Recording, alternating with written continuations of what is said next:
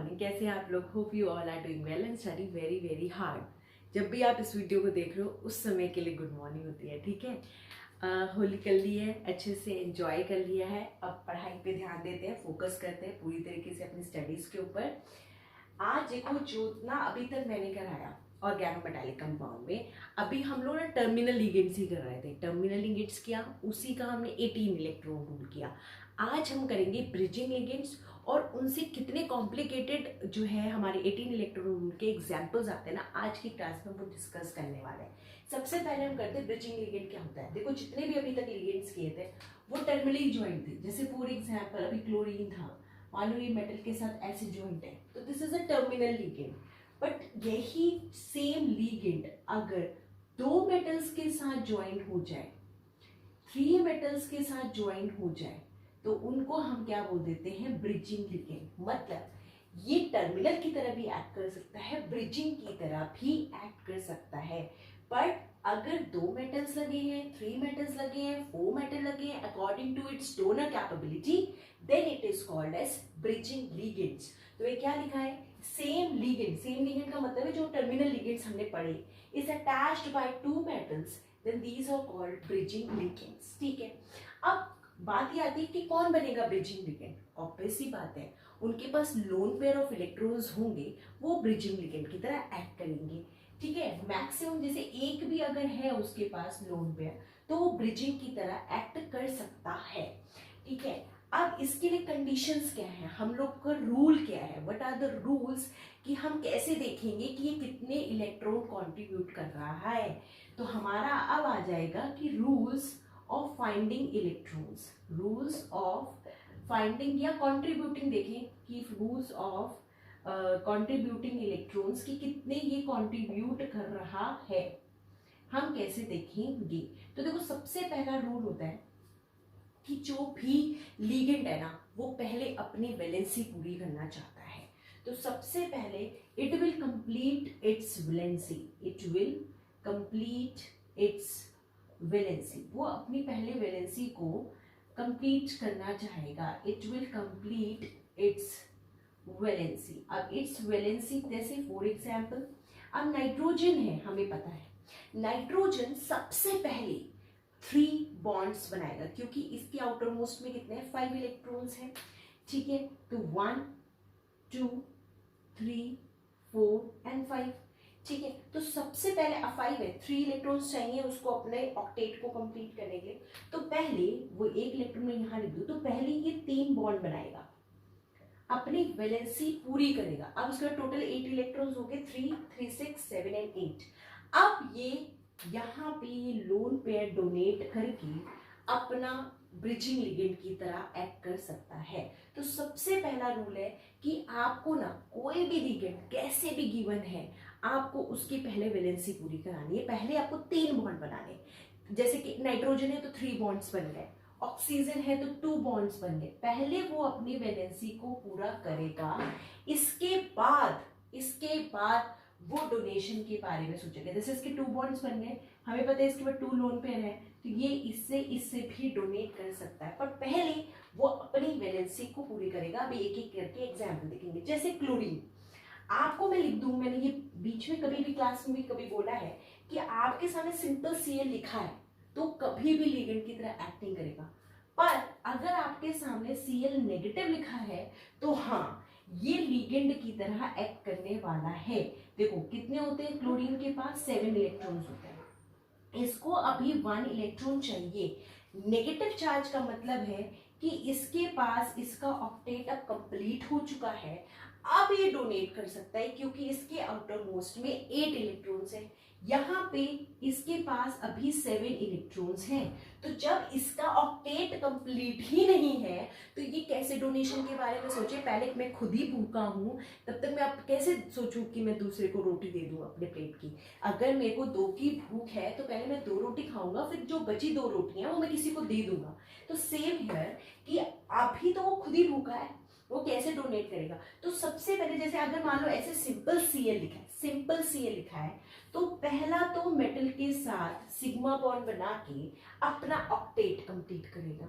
ठीक है। इसके बाद अब ये जब बन गया, ये जब आपके पास पोजीशन आ गई, अब ये डोनेट कर सकता है, अब ये ब्रिजिंग लिगेंड की तरह एक्ट कर सकता है। अभी तो हम यही बात कर रहे हैं। अब आते हैं इसको डोनेट मतलब डिनोट कैसे करेंगे, हमें पता कैसे चलेगा कि Cl टर्मिनल है कि ब्रिजिंग है। कि इसका जो सिंबल होता है वो होता है म्यू, और कई बार म्यू स्टार भी लिखा होता है। दोनों का सेम मीनिंग है। अगर किसी भी लिगेंड के आगे आपको यू लिख दिया mu Cl, mu OR, mu Nr2, means कि यहाँ पे जो ये Nr2OR Cl है, they are acting as a bridging ligand over here. उस पर्टिकुलर कॉम्प्लेक्स में ये ब्रिजिंग लिगेंड की तरह काम कर रहे हैं। पर उससे भी पहले पहले अपना जो है वैलेंसी पूरा करेंगे। जैसे कोई बन ही चुका है, अब एक एक को हम अब डिटेल में स्टडी करेंगे। जैसे कि अभी मेरे सामने Cl ही चल रहा था, ये मेरा टर्मिनल है। अगर इसका मैं कॉन्ट्रीब्यूशन करूं कि ये कितना कंट्रीब्यूट कर रहा है इस कॉम्प्लेक्स में, तो 1 इलेक्ट्रॉन तो कंट्रीब्यूट कर रहा है और सारे जो इलेक्ट्रॉन्स है वो तो फ्री हैं, तो यहाँ पे हो जाएगा 1। अब यहाँ पे और यहाँ पे 2 मेटल्स लगे हुए हैं, तो म्यू की वैल्यू कितनी हो जाएगी 2।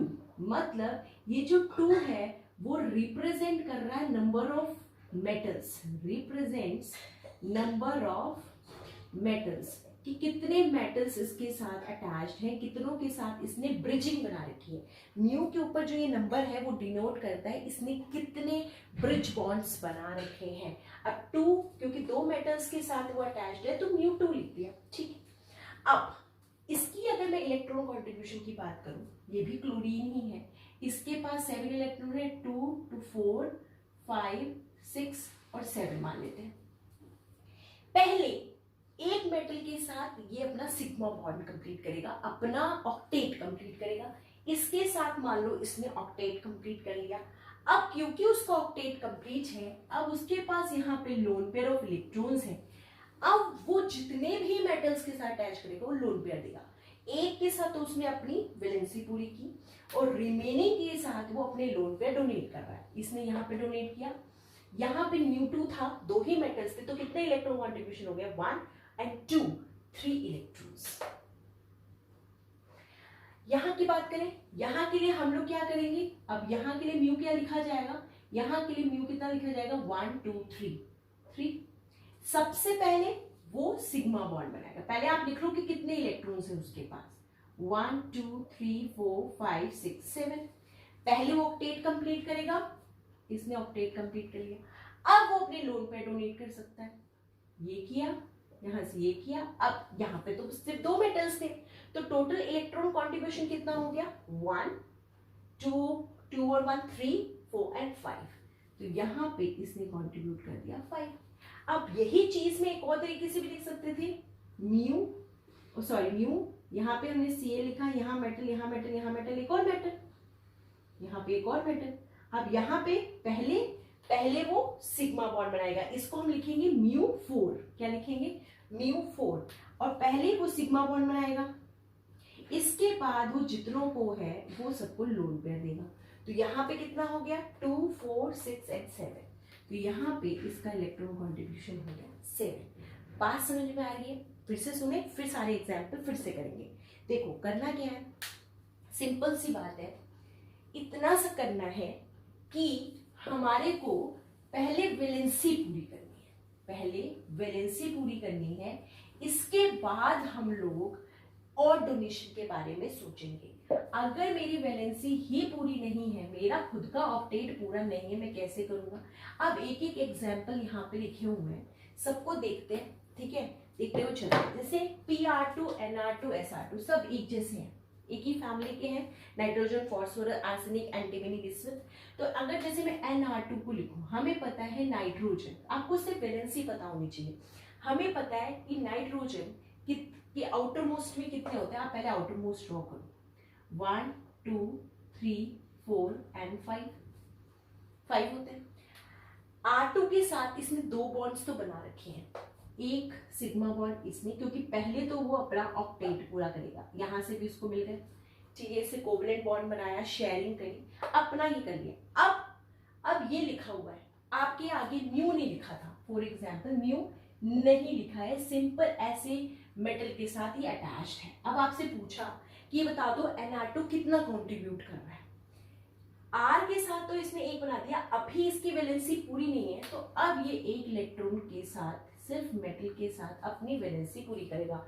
2 4 6 2 और 2 4 5 and 6 7 and 8 मीन्स अगर ऐसा लिखा है सिंपल म्यू नहीं लिखा तो पहले वो अपनी सिर्फ वैलेंसी पूरी करेगा, उससे ज्यादा वो कुछ भी नहीं करेगा। वैलेंसी इसके 3 बॉन्ड बनाते ही पूरी हो जाती है, तो यहाँ पे इलेक्ट्रॉन कॉन्ट्रीब्यूशन इसका हो गया 1 इलेक्ट्रॉन, क्योंकि ये तो पहले से बने हुए थे मेटल के साथ, तो इसने यही बनाया ना, तो अपना एक ही इलेक्ट्रॉन दिया ना, तो 1 इलेक्ट्रॉन। चलो अब मान लो इसी के आगे लिखा था μ1 Nr2 और मेटल लगा हुआ है, मीन्स कि इसने एक ब्रिजिंग और कर रखी है। आप इसमें कैसे होगा Nr2, अब पहले तो वो एक इलेक्ट्रॉन के साथ अपना बॉन्ड बनाएगा, जैसे यहाँ पे मान लो इसने बना लिया, ठीक है, मेटल्स भी ऑब्वियस 2 होंगे तभी होगा। अब क्योंकि अब इसके बॉन्ड्स अगर मैं इसको भी खोल के लिखूंगी R है, ये R है, अब इसके पास एक इलेक्ट्रॉन है ब्रिज बनाने के लिए, अब ये डोनेट कर सकता है। तो यहाँ पे अगर हम इलेक्ट्रॉन कॉन्ट्रीब्यूशन देखेंगे तो 2 और 1 दैट इज 3, ठीक है। इसी Nr2 को ना लिखने के बहुत सारे तरीके, जैसे मान लो पेपर में आया हुआ था Nr3 आया था, सिंपल Nr3 आया था। अब हमें पता है कि Nr3 मैंने क्या कहा, कुछ नहीं करना है, आप इसके वैलेंस इलेक्ट्रॉन ड्रॉ कर लो 1 2 3, ठीक है। अब हमें पता है, मैं इनको एक साथ लिख देती हूँ 1 2 and 3, क्योंकि R3 के साथ पहले तो ये सिग्मा बॉन्ड ही बनाएगा, तीनों बॉन्ड्स बन चुके हैं, ये 3 बॉन्ड्स बनाना चाहता था, तीनों बने हुए उसके ऊपर ऑलरेडी, अब ये मेटल के साथ अटैच्ड है। क्वेश्चन है कि बता दो ये कितना कंट्रीब्यूट करे, क्योंकि इसकी वैलेंसी पूरी है, इसका ऑक्टेट पूरा है। अब ये क्या कर सकता है, अपने लोन पेयर मेटल को डोनेट कर सकता है, तो यहाँ पे इसका इलेक्ट्रॉन कंट्रीब्यूशन कितना हो जाएगा 2 इलेक्ट्रॉन्स। कुछ भी याद नहीं करना है, मैंने देखा बच्चे क्या करते ना, इसी चीज को क्रैम करते कि Nr3 होगा तो इतना नहीं, try to understand the concept कि अगर N है वो 3 बॉन्ड्स बना सकता है, पहले उसकी वैलेंस इलेक्ट्रॉन लिख लो, फिर उसके आप बॉन्ड्स बना दो कि 3 बॉन्ड बना सकता है, 3 इसने बना रखे हैं। अब ये कितना करेगा, अब यही फॉर एग्जाम्पल ऐसा लिखा हुआ होता है, M ही होता और सिर्फ Nr होता, सिर्फ Nr होता। अब अगर मैं पूछती कि मैक्सिमम कंट्रीब्यूशन बता दो ये कितना दे सकता है किसी मेटल को, तो ये क्या करते हैं हम, N हमें पता है Nr, एक ही इलेक्ट्रॉन यहाँ पे है, अभी इसके पास 5 इलेक्ट्रॉन्स प्रेजेंट हैं, 5 इलेक्ट्रॉन्स प्रेजेंट है, तो एक ही इसने बनाया, पहले एक मेटल के साथ ये सिग्मा बॉन्ड बनाएगा, फिर एक मेटल के साथ ये सिग्मा बॉन्ड बनाएगा, अब इसके 3 बॉन्ड्स पूरे हो गए, अब ये इसको भी डोनेट कर सकता है एज अ मेटल, इसने डोनेट कर दिया। अब मैं पूछूं, ये तो मेरा सिंपल सा लिगेंड है, ये लिगेंड मैक्सिमम कितना कंट्रीब्यूट कर सकता है, तो 2 3 and 4 इलेक्ट्रॉन। और बाकी आगे अगर क्वेश्चन करेंगे तो आपको पता चलेगा कि हम ब्रिजिंग लिखा था, μ2 लिखा था, 2 मेटल्स थे तो इतना कर रहा है। मैक्सिमम अगर मैं बात करूं तो Nr मैक्सिमम 4 इलेक्ट्रॉन कंट्रीब्यूट कर सकता है। अगर नॉर्मल N होता क्योंकि N के पास 5 इलेक्ट्रॉन्स हैं, तो पहले वो तीनों के साथ सिग्मा बॉन्ड बनाएगा मेटल्स के साथ, M, उसके बाद ये लोन पेयर करेगा, तो मैक्सिमम नाइट्रोजन 5 इलेक्ट्रॉन कंट्रीब्यूट कर सकता है। तो कुछ भी किसी चीज से डरना नहीं है, सिंपल से वैलेंस इलेक्ट्रॉन ड्रॉ करने और उसके बाद आपकी कहानी आगे की शुरू होगी। अब हम जैसे कि ये समझ में आ गया, आपको बस म्यू की वैल्यू देखनी है कि म्यू कितना है, जैसे Nr2 हो गया। अभी एक और करते हैं, जैसे pH। अब नेक्स्ट हमारे सामने लिखा हुआ है pH, है ना, कि pH कितना कंट्रीब्यूट करेगा as a terminal, as a bridging, कितने ब्रिज बन सकते हैं। मेरे सामने सिंपल pH है, अभी टर्मिनल की बात हो रही है, हमें पता है जब वो एज अ टर्मिनल लिगेंड है तो पहले वो ब्रिज अपने वैलेंस जो उसकी वैलेंसी है वो पूरी करेगा। तो एक बॉन्ड तो इधर बना हुआ है, पहले वो दो मेटल के साथ अपनी वैलेंसी पूरी करेगा। 3 इलेक्ट्रॉन्स 3 बॉन्ड्स तो उसको बनाने ही बनाने हैं, मतलब ये तो उसको बनाने ही बनाने हैं। तो अगर कुछ नहीं लिखा तो टर्मिनल में वो सिर्फ अपनी वैलेंसी पूरी करता है। टर्मिनल में बड़ा बड़ा लिख लेंगे कि टर्मिनल में वो अपनी वैलेंसी पूरी करता है, ओनली कंप्लीट्स इट्स वैलेंसी, अपनी वैलेंसी को वो कंप्लीट करता है। तो टर्मिनल में कितने इलेक्ट्रॉन कंट्रीब्यूट करेगा ये 2 इलेक्ट्रॉन्स, ठीक है।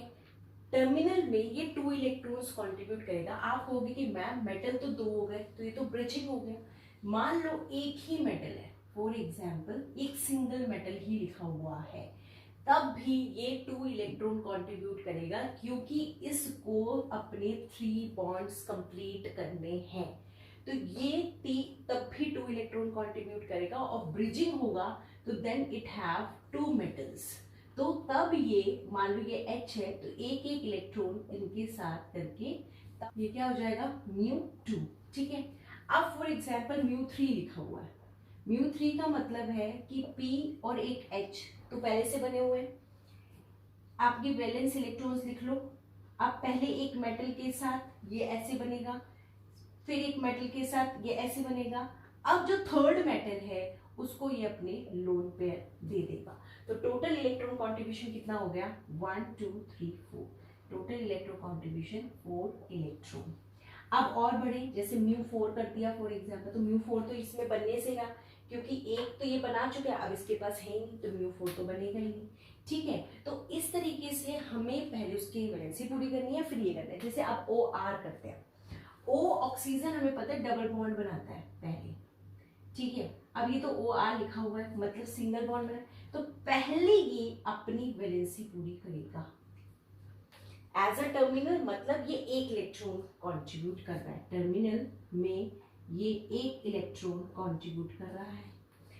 अब अगर ये ब्रिजिंग लगा हुआ है, फॉर एग्जाम्पल इसके आगे μ2 लिखा था, तो O यहाँ पे R एक मेटल के साथ, तो ये सिंपल अपनी वैलेंसी पूरी करेगा, दूसरे को एक लोन पेयर ये दे देगा।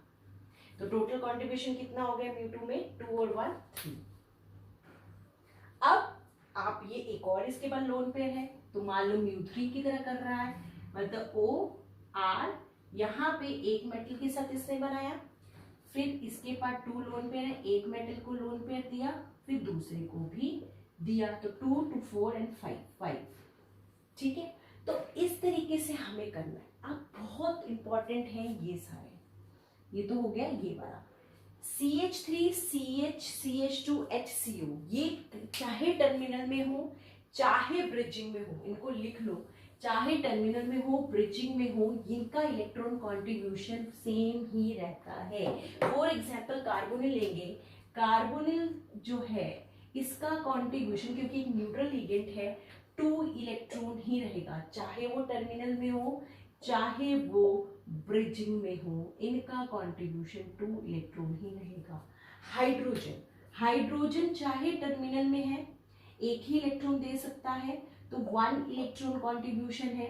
अब इसी हाइड्रोजन के साथ चाहे आप 2 मेटल लगा दो, चाहे आप 3 मेटल्स लगा दो, इनका कंट्रीब्यूशन 1 इलेक्ट्रॉन ही रहेगा। मतलब जितना वो टर्मिनल में कंट्रीब्यूट कर रहा है ना, उतना ही वो अपना कंट्रीब्यूट करेगा ब्रिजिंग में, ठीक है ना, क्योंकि यहाँ पे ये होता है इस तरीके से।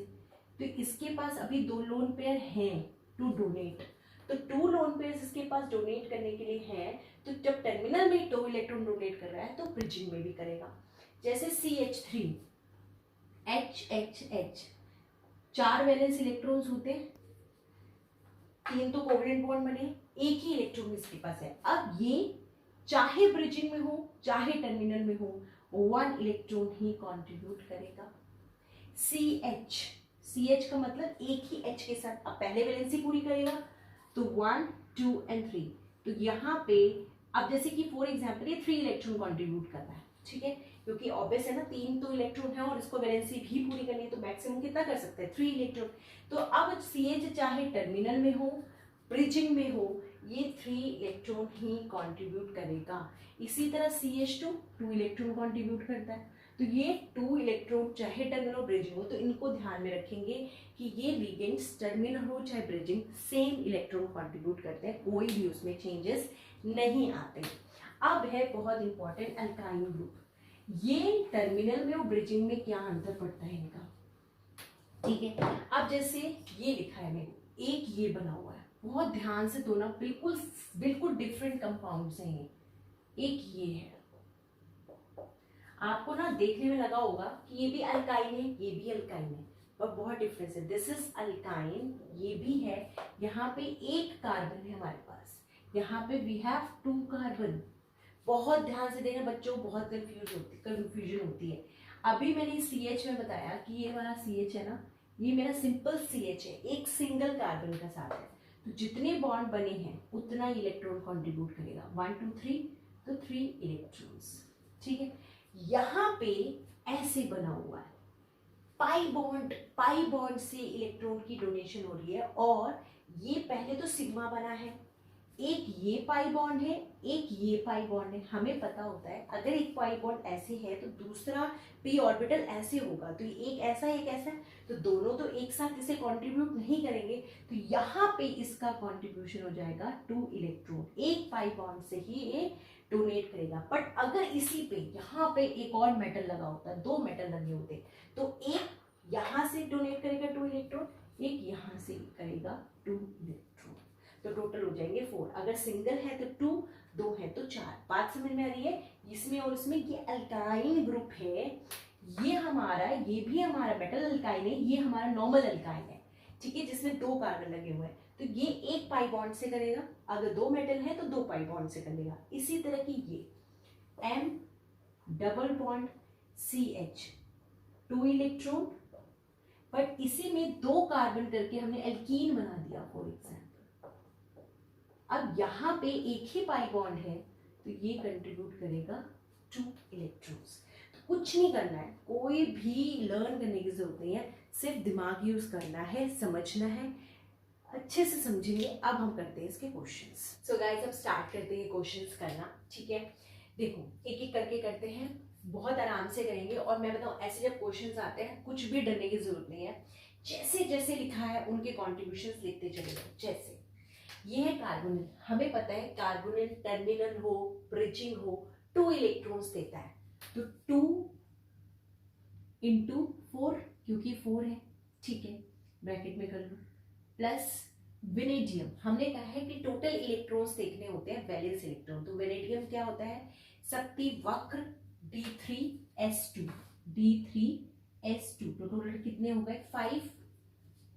अब μ3Pr2, देखो Pr2, पहले हम क्या करेंगे, Pr2 ड्रॉ करेंगे। Pr2 क्या होता है, ठीक है, जैसे मैं यहाँ पे करूंगी, यहाँ पे मेरा ये है Pr2, ठीक है, ये R एंड R हमें पता है। मैंने क्या करना है, पहले इसके वैलेंस इलेक्ट्रॉन ड्रॉ करने हैं, 1 2 3 4 5, 2 तो इसे बनाया। मैंने पहले कहा कि कुछ भी हो सबसे पहले तो वो एक इलेक्ट्रॉन ही डोनेट करेगा, पहले अपनी वैलेंसी पूरी करेगा। अब है μ3, मतलब 3 मेटल्स और लगे हुए हैं, 3 हम और कर सकते हैं, ये तो पहले से बना हुआ है, तो एक के साथ तो इसने नॉर्मल कोवैलेंट बॉन्ड बनाया। अब हमारे पास तो ये है ना, 2 ही इलेक्ट्रॉन्स इसके पास बचे हैं, तो ये ऐसे कर सकता है मेटल के साथ, ठीक है, या ये कर सकता है, क्योंकि अब 3 मेटल है तो एक को एक और को दे दिया, तो टोटल कंट्रीब्यूशन कितना हो जाएगा 1 2 3 इलेक्ट्रॉन्स हो जाएंगे। तो यहाँ पे एक Pr2 3 इलेक्ट्रॉन्स दे रहा है, ब्रैकेट के बाहर 2 है, तो 3 into 2 plus vanadium same 5, carbon same 8, ठीक है, तो ये कितना हो जाएगा 4 2 8 प्लस 5 प्लस 6 प्लस 5 प्लस 8, तो कितना हो जाएगा 8 और 8 16, 16 और 10 26, 26 और 6 32, तो यहाँ पे आंसर है हमारा 32। मैंने इसीलिए लिखा है क्योंकि कैलकुलेशन मिस्टेक हो जाती, तो हाँ परफेक्ट हो गया, ये बात समझ में आ गई, पहले आपने ड्रॉ कर दिया। अब μ3 का मतलब है कि 3 मेटल्स हैं, तो अब एक ने तो यहाँ पे इसने पहले तो वैलेंसी पूरी करनी है, अब इसके बाद तो एक ही लोन पेयर है, तो एक इसने इसको दे दिया, एक इसने इसको दे दिया, तो टोटल कितने हो गए इलेक्ट्रॉन्स 3, और बाहर 2 लिखा होता है इसलिए 2 कर दिया। ठीक है, समझ में आया? 32 इज द आंसर। अब यहाँ पे आते हैं सीपी। हमारे को पता है सीपी चाहे ईटा लिखा हो नहीं लिखा हो, जो उसकी मैक्सिमम कॉन्ट्रीब्यूशन होती है वो देखती है। Cyclopentadiene and ion 5 electron contribute करता है, 5, क्योंकि हम न्यूट्रल मेथड कर रहे हैं। आयनिक करते हैं तो 6 होता, हम यहाँ पे ऑक्सीडेशन स्टेट नहीं कर रहे हैं। ये बच्चों को बहुत कंफ्यूजन है। देखो, हम न्यूट्रल मेथड ही फॉलो करेंगे हमेशा। समझाने के लिए मैंने आपको समझाया था आयनिक मेथड, पर अप्लाई हम न्यूट्रल ही करेंगे। 5, अब ये ब्रैकेट कर लो, मान लो प्लस रुथेनियम। रुथेनियम किसके नीचे आता है? आयरन के नीचे आता है। फेरुअस, तो आयरन कितना होता है? 26, D6S2 6 7 8, तो 8 इलेक्ट्रॉन इसके भी हो गए। न्यूट्रल मेथड करना है तो क्लोरीन का 1 इलेक्ट्रॉन हो गया। अगर यही आयनिक होता तो ये 2 करता। ठीक है, कार्बोनिल है 2 इलेक्ट्रॉन्स। फॉस्फीन PPH3, अगर आप फिर भी इसको देखना चाहोगे, कुछ भी ब्रिजिंग नहीं लिखा, ये PH, ये PH, ये PH। अब ये अपनी वैलेंसी पूरी कर चुका है, टर्मिनल लिगेंड है, तो ये कितना कंट्रीब्यूट करेगा? 2 इलेक्ट्रॉन्स। तो यहाँ पे लिखते हैं 2। काउंट करते हैं, 8 2 10 15 16 17 18 इलेक्ट्रॉन, और यही हमारा आंसर है। ठीक है, अब पहले यहाँ करते हैं टंगस्टन। टंगस्टन किसके नीचे आता है? क्रोमो वॉच, क्रोमियम के नीचे आता है। क्रोमियम हमारा क्या होता है? T5S1। ठीक है, 5 and 1 6, तो अगर क्रोमियम का है तो इसका भी यही होगा 6, प्लस ईटा 5 C5H5 ही लिखा हुआ है तो 5 हो गया। म्यूसीएल लिखा हुआ है, म्यूसीएल मतलब एक मेटल के साथ ये ज्वाइन है। अगर पहले जो क्लोरीन है वो नॉर्मल एक ही इलेक्ट्रॉन कंट्रीब्यूट करता है, नॉर्मल अगर क्लोरीन लिखा होता है तो एक करेगा, बट अगर ब्रिजिंग लिखा है तो एक तो ये बना चुका है, अब एक ये लोन पेयर भी देगा, तो 2 और 1 3, तो 3, तो इसके हो गए 3 प्लस, मतलब अगर सिंपल सीएल था, अभी यहीं पे हमने अभी कोई क्वेश्चन किया ना, अच्छा यहाँ पे अभी एक आएगा, यहाँ पे देखो एक सिंपल सीएल है, तो यह जब सिंपल सीएल है तो अभी यहाँ 1 ही इलेक्ट्रॉन कंट्रीब्यूट करेगा। यहाँ पे भी तो किया था, देखो सिंपल सीएल है, न्यूट्रल मेथड 1 इलेक्ट्रॉन, पर म्यू लग गया, मतलब एक तो सीएल ने बनाया है, एक और मेटल इसके साथ ज्वाइंट है, तो म्यू लग गया, तो जिसकी वजह से एक तो बार तो इसने अपनी बैलेंस पूरी करी। अभी ये टोटल कितने हो गए? 3 इलेक्ट्रॉन्स।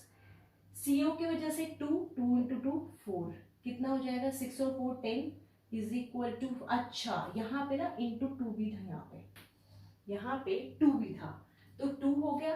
अब ये हो गया 6 + 5 + 4, कितना हो जाएगा? 6 4 10 18। ठीक है, अब बाहर 2 लगा हुआ है तो इनको मल्टीप्लाई कर देंगे 2 से, इज इक्वल टू 36 इलेक्ट्रॉन। ये हो गया मेरा आंसर। ये पूरे कॉम्प्लेक्स में यहाँ पे 2 लिखा हुआ था, तो 18, तभी मैंने आंसर लिख दिए थे, क्या होता है कुछ ना कुछ गड़बड़ हो जाती, तो वहाँ 2 था, तो 18 × 2 इज इक्वल टू 36 इलेक्ट्रॉन। अब ये करते हैं कोबाल्ट आयरन, आपको 2 मेटल्स दे रखे हैं, कुछ नहीं करना, इसकी इलेक्ट्रॉन कॉन्ट्रीब्यूशन लिखो, इसका कॉन्ट्रीब्यूशन लिखो, इसका लिखो, इसका लिखो।